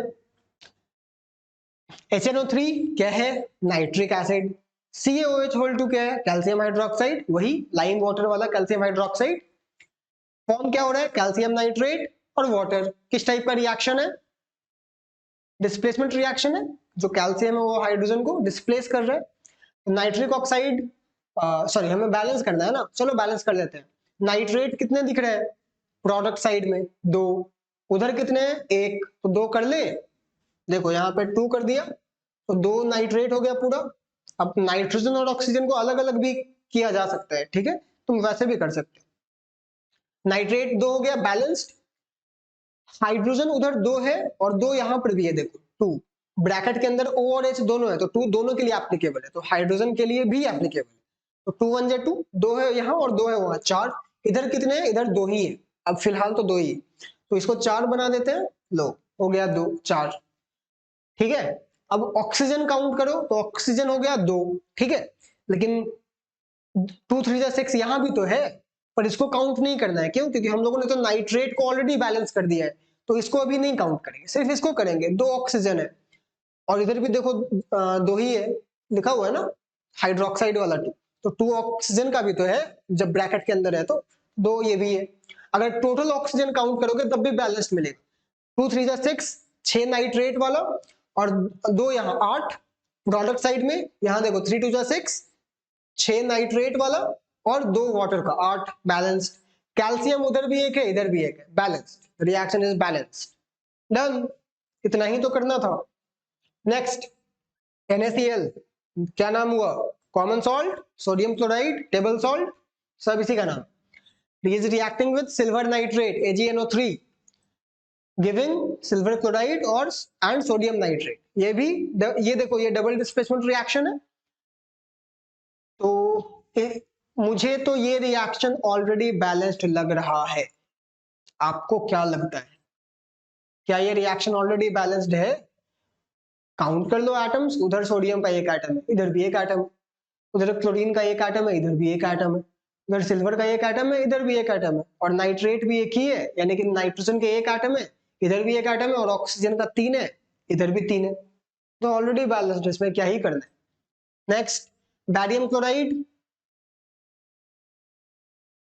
is reacting with H2SO4, that is sulfuric acid, forming barium sulfate, the white flaky precipitate material, and hydrochloric acid। ये वाला बैलेंस नहीं है, इसको कर लेते हैं। और जैसे ही मैं यहां पर लगाऊंगा 2, रिएक्शन हो जाएगा बैलेंस। जादू, हो गया बैलेंस, और कुछ नहीं करना है। उधर 2 क्लोरीन एटम्स थे और 2 हाइड्रोजन एटम्स थे, इधर दोनों एक ही थे और साथ में थे in the hydrochloric acid molecule. 2 लगाया, हो गया काम, और कुछ करना ही नहीं है। दोनों के 2 हो गए। बैरियम उधर भी एक था इधर भी एक है, सल्फेट उधर भी एक है इधर भी एक है, बैलेंस्ड, और कुछ करना ही नहीं। डन, ठीक है। चलो आगे बढ़ा जाए। ये अभी भी नहीं समझ में आया, अभी भी नहीं समझ में आया तो दिमाग पे थोड़ा जोर डालेंगे, कॉन्सेप्ट्स को दोबारा समझने की कोशिश करेंगे, ठीक है, माथा नहीं पीटेंगे, ठीक है। चलो आगे बढ़ते हैं। Why does not a wall immediately acquire white color when a coating of slaked lime is applied on it? Slaked lime क्या होता है? CaO, calcium oxide. तो क्वेश्चन बोल रहा है, ये मैंने व्हाइट वॉशिंग जब एक्सप्लेन किया था तो बताया था कि जब हम लोग वॉल को व्हाइट वॉश करते हैं तो उसमें किसका यूज करते हैं? इसी का तो करते हैं, स्लेकेड लाइम का। चूना बताया ना, चूना पत्थर, यही होता है स्लेकेड लाइम। उसे पानी में मिक्स करते हैं और व्हाइट वॉश करते हैं, तो उसका जो सोल्यूशन बनता है ना, जिससे कैल्शियम हाइड्रोक्साइड बनता है, ठीक है, उसको हम लोग लाइम वाटर या मिल्क ऑफ लाइम बोलते हैं उसके सस्पेंशन को, वो ट्रांसपेरेंट होता है भाई, वो व्हाइट कलर का पेंट नहीं होता है, ठीक है। लेकिन जब हम लोग वॉल को उससे व्हाइट वॉश करते हैं और कुछ दिनों के लिए छोड़ देते हैं, तब जाकर वॉल फिर धीरे धीरे व्हाइट कलर का अपीयरेंस ऑब्टेन करता है, तुरंत नहीं होता ये। क्यों? That is the question, right. इसका जवाब यही है कि पहले तो सबसे पहला स्टेप क्या होगा, हम लोग कैल्शियम ऑक्साइड को वाटर में डालेंगे, ठीक है, तो इनके बीच में रिएक्शन होगा, combination reaction forming calcium hydroxide, ठीक है। ये है आपका स्लेकेट लाइम, और इसको क्या बोलते हैं? वही लाइम वाटर, इसके सोल्यूशन को या क्विक लाइम भी बोलते हैं, या इसके सस्पेंशन को मिल्क ऑफ लाइम भी बोलते हैं। ये नाम याद रखने बहुत जरूरी है। क्या क्या बोलते हैं इसको? क्विक लाइम, ये क्या था? ये स्लेकेट लाइम था, ये क्या है? Quick lime. इसके सोल्यूशन को लाइम वाटर भी बोल सकते हो, lime water is not official name, पर बोल सकते हो। और इसके सस्पेंशन को सोल्यूशन को नहीं, इसके सस्पेंशन को क्या बोलते हैं? मिल्क ऑफ लाइम, ठीक है। तो ये है आपका कैल्शियम हाइड्रोक्साइड। और ये रिएक्शन कैसा होता है? एंडोथर्मिक या एक्सोथर्मिक? हाईली एक्सोथर्मिक, बताया था ना। जैसे ही उसको तुम वाटर में ऐड करोगे, स्लेकेट लाइम को, चूने को, पानी ना खौलने लगता है, ठीक है। हो सकता है कि तुम उसमें हाथ डालो, वापस नहीं आएगा हाथ, ठीक है, इतना गर्म पानी होता है, राइट। वापस आ जाएगा, जल कर आएगा, राइट। तो this is highly exothermic reaction. अब क्या करेंगे कि अब उसको ठंडा होने के लिए छोड़ देंगे, वैसे ही थोड़े पेंट कर दोगे, छोड़ देंगे, ठीक है। और अब उससे जब हम लोगों ने पेंट कर दिया वॉल पे, तो वॉल पे तो क्या चढ़ा है, कैल्शियम हाइड्रोक्साइड, राइट। ये तो व्हाइट कलर का होता नहीं है, ठीक है, तो इससे हमारा काम होने नहीं वाला है। लेकिन what will calcium hydroxide do, it will react with the carbon dioxide present in the atmosphere. हमारे वायुमंडल में, एटमॉस्फेयर में, एयर में जो कार्बन डाइऑक्साइड है ना भाई, 0.04%, 78% नाइट्रोजन, 21% ऑक्सीजन, 0.04% कार्बन डाइऑक्साइड, उससे ये रिएक्ट करेगा। रिएक्ट करके क्या बनाएगा, बोलो बोलो, क्या बनाएगा, calcium hydroxide reacts with carbon dioxide forming, ये एक बेस है, ये एक नॉन मेटेलिक एसिडिक ऑक्साइड है। जब बेस और एसिडिक ऑक्साइड्स रिएक्ट करते हैं क्या बनता है, salt, that is calcium carbonate CaCO3 and water. Water से हमें कोई मतलब नहीं है, हमें मतलब है इससे, ये व्हाइट कलर का है, राइट, मार्बल कैल्शियम कार्बोनेट। तो व्हाइट वॉशिंग के कुछ दिनों के बाद जैसे जैसे ये वाला रिएक्शन होता जाएगा, उस वॉल पर व्हाइट कलर का एक पतला सा लेयर किसका बना हुआ, कैल्शियम कार्बोनेट का चढ़ता जाए, ठीक है, और वो व्हाइट अपीयरेंस देता जाए, ठीक है। So that is why it takes some time for the wall to gain the white color after white washing. Doesn't happen immediately, takes some time, ठीक है। तो मिल गया जवाब। क्वेश्चन आएगा तो कैसे लिखेंगे, प्रॉपर्ली एक्सप्लेन करेंगे कि सबसे पहले ये रिएक्शन होगा, उसको एक्सप्लेन करेंगे, फिर ये वाला होगा, और फिर एक्सप्लेन करेंगे कि इसमें टाइम लगेगा, ठीक है। It takes some time for this reaction to happen for the formation of calcium carbonate which gives the white color to the wall. That's why little time is needed, required, ठीक है। That's it, हो गया, clear है ना। चलो आगे बढ़े, next question, why is combustion reaction and oxidation reaction, ये तो बहुत इजी है। कंबशन रिएक्शन ऑक्सीडेशन क्यों होता है, सिर्फ ऑक्सीडेशन क्यों होता है, हाँ कभी सुना है ऐसा कि combustion reaction is a type of और an example of reduction reaction, कभी नहीं, हमेशा ऑक्सीडेशन रिएक्शन। क्यों, क्योंकि यार कंबशन तभी होगा जब वो मटेरियल जिसका कंबशन हो रहा है वो ऑक्सीजन से रिएक्ट करेगा, और ऑक्सीजन से रिएक्ट कर रहा है तो एडिशन ऑफ ऑक्सीजन हो रहा है, उसी को तो ऑक्सीडेशन बोलते हैं, राइट। तो क्या लिखेंगे, because in every combustion reaction, I repeat, every combustion reaction, अब यही मत लिख देना I repeat, नहीं, in every combustion reaction the material which is burning or undergoing combustion, it reacts with oxygen compulsorily, ठीक है, and hence oxygen adds to that compound or element or जो भी है, and which is called oxidation, addition of oxygen is called oxidation। इसलिए सारे combustion reaction oxidation है, ना कि रिडक्शन, ठीक है, सिर्फ ऑक्सीडेशन। दूसरा, how will you test whether the gas evolved in the reaction is hydrogen. Hydrogen gas कब कब इवॉल्व होता है, जब मेटल एसिड से रिएक्ट करते हैं तो हाइड्रोजन गैस निकलता है। चेक कैसे करेंगे, मैंने बताया है कंफर्मेटरी टेस्ट, कार्बन डाइऑक्साइड का तो अभी जस्ट बताया, कैसे चेक करते हैं, कार्बन डाइऑक्साइड जब लाइन वाटर में ब्लो करते हैं तो मिल्की व्हाइट अपीयरेंस आता है, वो मिल्की व्हाइट अपीयरेंस किसकी वजह से आता है, वही जो कैल्शियम कार्बोनेट फॉर्म हो रहा था। वैसे ही हाइड्रोजन गैस को कैसे चेक करेंगे, हाइड्रोजन गैस की एक खास बात है कि दिस इज इनफ्लामेबल, इनफ्लामेबल का मतलब ज्वलनशील, देखते हो पेट्रोल पंप में जब इंटर करते हैं तो वहां पे एक बोर्ड लगा होता है, no smoking, this is an area with inflammable materials, ठीक है, या जो पेट्रोल टैंकर्स होते हैं उस पर लिखा रहता है कि इनफ्लामेबल मटेरियल इनसाइड, ठीक है। तो इन्फ्लामेबल का मतलब ज्वलनशील, जो आराम से जल सकता है, जलने को तो कुछ भी जल सकता है, बट जो नॉर्मली जल जाए, नॉर्मल कंडीशंस में जल जाए, उसको हम लोग इन्फ्लामेबल बोलेंगे, ठीक है। तो hydrogen gas is inflammable and it Burns with pop sound, pop, जब ये जलता है ना तो कुछ आवाजें आती है, ठीक है, पट पट फट ऐसा करके, तो it Burns with pop sound, ठीक है। तो जो गैस इवॉल्व हुआ वो खुद तो नहीं बताएगा ना कि hi I am hydrogen, I am carbon dioxide, वो तो नहीं बताएगा, या उसमें दिखेगा कि अरे दो दो हाइड्रोजन आइटम है भाई, तो पक्का H2 गैस होगा, हाइड्रोजन गैस होगा, दिखेगा क्या ऐसा, नहीं, कुछ नहीं दिखेगा। तो हम लोग चेक कैसे करेंगे, ऐसा भी नहीं है कि उसके पास कलर है कि लाल वाला शायद हाइड्रोजन होता होगा, पीला वाला कार्बन रिएक्टेड होता होगा, ऐसा तो है नहीं।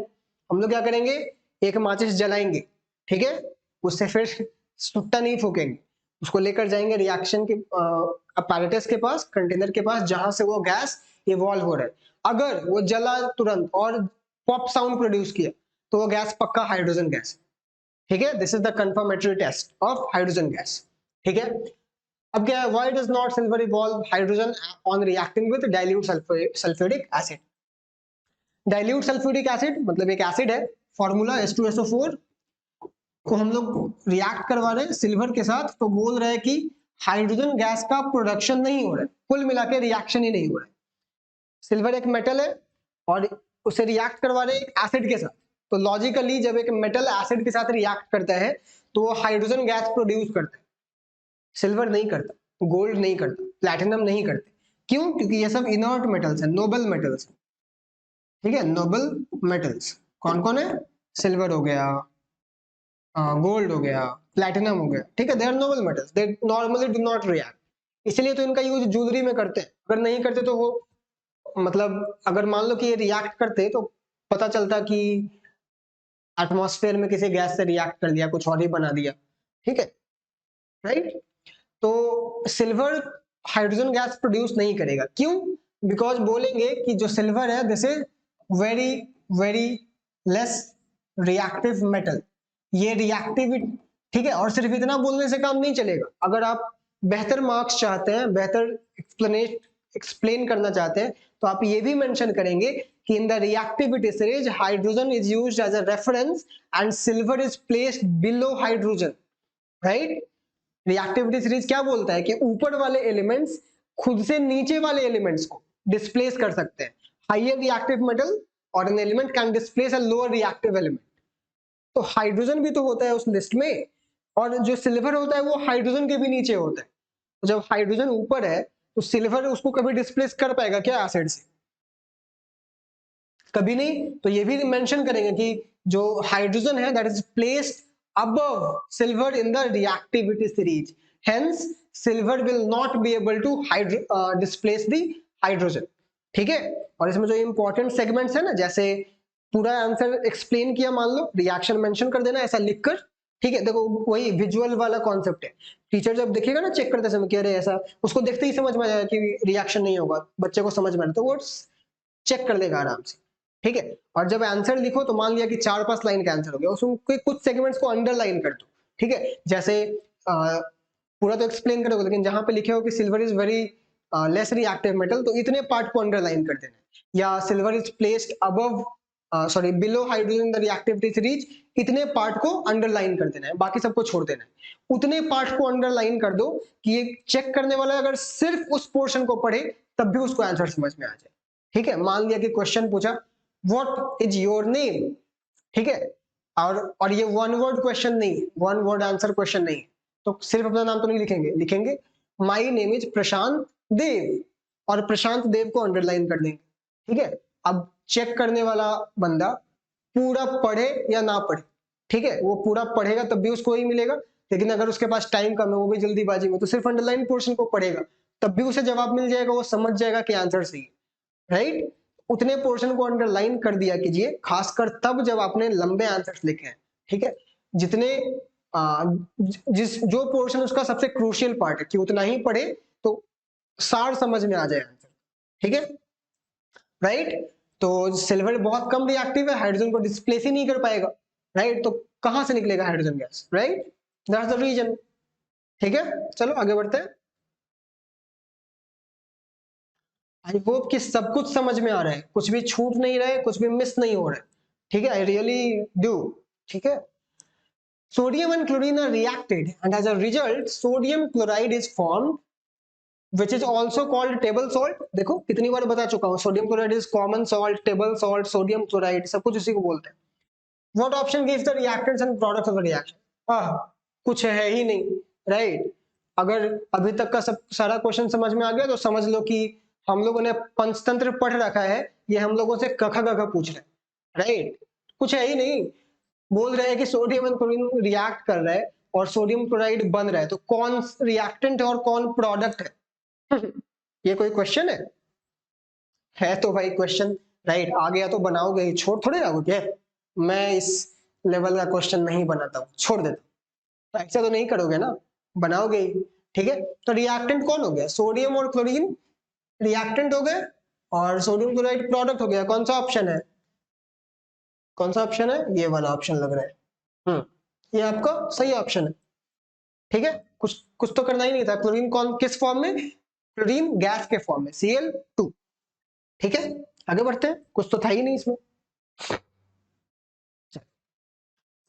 Next one is name the products form when iron filings. Iron filings पता है, फाइल करने का मतलब क्या होता है, फाइल, फाइल करने का मतलब होता है काटना, रेतना। ठीक है, तो जब देखते हो लकड़ी को जब कारपेंटर काटता वाटता है, छोटे छोटे पार्टिकल्स निकलते रहते हैं। तो जब आयरन को भी आयरन के फैक्टरीज में काटा जाता है ना, तो छोटे छोटे आयरन के टुकड़े निकलते हैं। तो सिंस आयरन को फाइल करने पे निकाल रहे हैं, तो हम लोग उन्हें आयरन फाइलिंग्स बोलते हैं। ठीक है, ये मैग्नेट वाला एक्सपेरिमेंट शायद पढ़ा हो आपने फिजिक्स में, कि एक मैग्नेट रखा आयरन फाइलिंग्स में, तो iron filings magnetic field lines के अलोंग अरेंज हो जाते हैं।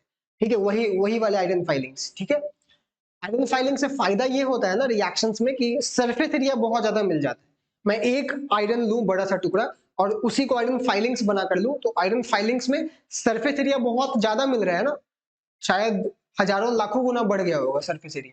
ठीक है, तो इससे रिएक्शंस बहुत फास्ट होगा पहले के मुकाबले। तो जब आयरन फाइलिंग्स को हीट किया जा रहा है विद डाइल्यूट हाइड्रोक्लोरिक एसिड, ठीक है, तो बेसिकली रिएक्शन हो रहा है आयरन के बीच और हाइड्रोक्लोरिक एसिड के बीच। ठीक है, तो क्या बनेगा, बताओ क्या बनेगा। एक चीज तो पक्का बनेगा, वो है हाइड्रोजन गैस। एक मेटल एसिड से रिएक्ट कर रहा है, और ये ठीक ठाक रिएक्टिव मेटल है, लेस रिएक्टिव मेटल तो है नहीं आयरन, नॉर्मली रिएक्टिव है। तो ये दोनों तो पक्का बनेगा, तो पहले दो ऑप्शन तो ऐसे ही कैंसिल हो गए, राइट। फिर Fe2 क्लोराइड यानी कि फेरस क्लोराइड, देखो बताया था ना कि रोमन में हम लोग लिख देते हैं ब्रैकेट में। इसका क्या मतलब हुआ, Fe2 प्लस वाला, और इसका क्या मतलब हुआ, Fe3 प्लस वाला। फेरिक कौन सा क्लोराइड बनेगा, नॉर्मली फेरस क्लोराइड बनता है, FeCl2। तो third option is the correct answer.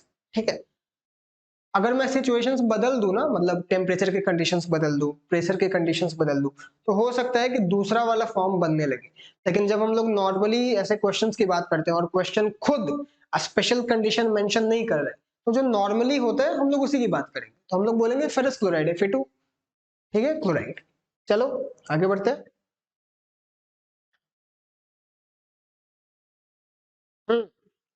This should be the last question what I believe. पढ़ो और खुद करने की कोशिश करो एक बार पहले। The image shows a reaction between zinc and hydrogen. The reaction is given. Which option shows oxidation? किस ऑप्शन में ऑक्सीडेशन हो रहा है, बोलो, सोचो, बताओ क्या है। अगर ध्यान से देखो तो ये एक काइंड ऑफ हाफ रिएक्शन है। हाफ रिएक्शन नहीं है तो फुली रिएक्शन। जो H प्लस है वो कहाँ से आ रहा होगा, एसिड से आ रहा होगा। एसिड्स ऐसे कंपाउंड्स को ही बोलते हैं ना जो वाटर में एक्वस मीडियम में H प्लस आयंस रिलीज करे, तो वो H प्लस एसिड से आ रहा होगा। कहने का मतलब जो जिंक है वो किससे रिएक्ट कर रहा है, एसिड से रिएक्ट कर रहा है। ठीक है, और देखो हाइड्रोजन गैस फॉर्म हो ही रहा है, तो metal is reacting with acid, hydrogen gas निकलना ही चाहिए। ठीक है, तो किसका ऑक्सीडेशन हो रहा है, ये, इसे हम लोग हाफ रिएक्शंस में तोड़ ले, तोड़ लेते हैं। जिंक किस में कन्वर्ट हो रहा है, Zn2 प्लस। तो बताओ इलेक्ट्रॉन का गेन हुआ है या लॉस हुआ है, पॉजिटिव चार्ज एक्यूमुलेट हुआ है ना, क्या हुआ है, इलेक्ट्रॉन का लॉस हुआ होगा ना भाई। दो इलेक्ट्रॉन निकल गए होंगे जिंक के एक एटम से, तभी तो Zn2 प्लस फॉर्म हुआ, राइट। और दूसरा हाफ रिएक्शन क्या हो जाएगा, दूसरा हाफ रिएक्शन क्या हो जाएगा, जो H प्लस है वो कन्वर्ट हो रहा है H2 में, H2, राइट। और दो H प्लस, तभी तो दो एटम्स उधर भी है, बैलेंस रखना है ना। सही बात भी है, एक हाइड्रोजन एटम को अगर एक इलेक्ट्रॉन दे दे, एक हाइड्रोजन आयन को, तो न्यूट्रल एटम बन जाएगा, हमें तो 2 एटम्स चाहिए एक मॉलिक्यूल के लिए, तो 2 इलेक्ट्रॉन्स की जरूरत है, तो जिंक का एक ही एटम से 2 इलेक्ट्रॉन मिल जा रहे हैं, ठीक है, और दोनों को ये एक्सेप्ट कर लेगा और H2 बन जाएगा। दोनों को अगर रिएक्शन को ऐड कर दो तो हमें वापस से ये रिएक्शन मिल जाएगा, इसलिए तो इन रिएक्शंस को हम लोग क्या बोलते हैं, हाफ रिएक्शंस, ठीक है। ऑक्सीडेशन किसका हो रहा है, ऑक्सीडेशन नंबर चेक करो, यहाँ तो और कोई तरीका है नहीं, एक और तरीका है लेकिन इलेक्ट्रॉन्स के टर्म में हम लोग बात कर सकते हैं। Addition of electron is called, क्या बोलते हैं एडिशन ऑफ इलेक्ट्रॉन को, अच्छा यहाँ पे एडिशन ऑफ इलेक्ट्रॉन किसके साथ हो रहा है, जिंक के साथ या हाइड्रोजन के साथ, हाइड्रोजन के साथ ऑब्वियसली। इसका क्या हो रहा है, इसका ऑक्सीडेशन हो रहा है या रिडक्शन हो रहा है, इसका रिडक्शन हो रहा है, ठीक है। Addition of electron is called reduction, addition of hydrogen is also the same, ठीक है। तो यहाँ पे हाइड्रोजन भाई साहब रिड्यूस हो रहे हैं, तो जिंक पक्का ऑक्सीडाइज हो रहा होगा, removal of electron is oxidation, तो जिंक ऑक्सीडाइज हो रहा है। तो हम लोग साथ में ये भी तो बोल सकते हैं कि जिंक जो है वो एक्टिंग एज रिड्यूसिंग एजेंट, और जो हाइड्रोजन है that is acting as oxidising agent, क्योंकि वो खुद रिड्यूस हो रहे, ठीक है। तो पता तो चल ही गया हमें, अगर ऑक्सीडेशन नंबर से कंपेयर करते तब भी सेम जवाब आता। यहाँ पे जिंक का ऑक्सीडेशन नंबर कितना है 0, यहाँ पे कितना है +2, ठीक है। यहाँ पे हाइड्रोजन का ऑक्सीडेशन नंबर कितना है +1, और यहाँ कितना है 0, तो हाइड्रोजन का ऑक्सीडेशन नंबर घट गया है, 1 से 0 हो गया, जिंक का ऑक्सीडेशन नंबर 0 से 2 हो गया, बढ़ गया, तो ऑक्सीडेशन जिंक का तो ऑक्सीडेशन ही हो रहा है और हाइड्रोजन रिड्यूस ही हो रहा है, ठीक है, सब कुछ तो सही है हमारा। तो किसका ऑक्सीडेशन हो रहा है, जिंक का, तो पहला ऑप्शन सही है, इंक्रीज इन ऑक्सीडेशन नंबर या रिमूवल ऑफ इलेक्ट्रॉन्स, आप दोनों में से कुछ भी बोलो सेम जवाब मिलेगा, ठीक है। तो कितने सारे क्वेश्चंस देख लिए हम लोगों ने, करीब 12 13 14 क्वेश्चंस तो पक्का देख लिए, राइट। और ध्यान से देखो लगभग सारा कॉन्सेप्ट कवर कर लिया, यहाँ तक कि रस्ट भी एक जगह पर मिल गया था, ठीक है। देखो क्वेश्चंस हम लोगों ने इतने ही किए लेकिन उससे कितनी सारी चीजें सीखने को मिली, राइट। जो भी रास्ते में मिला अगर उसकी जरूरत नहीं भी थी क्वेश्चन में, वो भी मैंने बताया, ठीक है। तो क्वेश्चन करने का यही फायदा होता है कि जब जब हम लोग क्वेश्चन करते हैं ना तो हमें और भी बहुत सारी चीजें समझ में आती है, ठीक है। तो इसीलिए क्वेश्चंस करते रहना चाहिए। ये चैप्टर का सीरीज यहीं पे खत्म होता है, ठीक है, कहानी खत्म होती है, but don't worry, right, I promise कि समय समय पे, राइट, 2 महीने 3 महीने या जितना भी मुझे सही लगे या जैसे समय अवेलेबल हो, इस चैप्टर के ऐसे क्वेश्चंस वाले वीडियोस मैं लाता रहूंगा, अब with different questions, of course same question वाला फिर से थोड़े डाल देंगे, राइट, विथ डिफरेंट क्वेश्चंस, ठीक है, ताकि आपकी भी आदत ना छूटे, मेरी भी नहीं छूटे, प्रैक्टिस बनी रहे, ठीक है। ओवरऑल ये चैप्टर का सीरीज खत्म होता है, देख लो एक बार, एग्जाम टाइम हो, सब कुछ पता हो, बस एक बार रिकैप करना हो तो एक रिवीजन वीडियो वो भी देख लो, एकदम मस्त 1-1.5 घंटे में मैक्सिमम पूरा रिवाइज। अलग अलग वीडियोज हैं, अगर किसी एक टॉपिक में कभी जरूरत फील हो तो वो देख लो, ठीक है। क्वेश्चंस वाले वीडियोस देख लो, ठीक है, ये वाला भी वीडियो देख लोगे ना तो हो सकता है कि पूरा चैप्टर रिवाइज हो जाए, ठीक है, सिर्फ इस वाले वीडियो से, राइट। जैसे मने देखो और मस्त एकदम पढ़ाई करते रहो, खा पी के एकदम तंदुरुस्त रहो, ठीक है, और वापस आते रहो योर देसी गुरुजी में, ठीक है, मिलने जुलने, और कभी मन करे तो इन 4 ऑप्शंस में से भी पहला ऑप्शन दूसरा ऑप्शन जो ऑप्शन सही लगे, या वैसे ये मल्टीपल करेक्ट चॉइस क्वेश्चंस है, आप चारों भी कर सकते हैं, ठीक है। तो जो मर्जी कीजिए, लाइक शेयर सब्सक्राइब कमेंट, ठीक है, जो भी है आपको पसंद है उस बात को मेंशन करो, अगर कुछ पसंद ना आए, कुछ if you think we should improve please suggest, we will be very grateful to you, ठीक है, ऐसा नहीं सोचेंगे कि क्या आप बोल रहे हैं, ठीक है, we will be really thankful to you, ठीक है, फॉर योर सजेशन। सो चलो, thank you so much, you paid us your time, right, मिलते हैं फिर किसी दूसरे चैप्टर के साथ, फिर किसी दूसरे वीडियो में, ठीक है, चलो टाटा बाय बाय।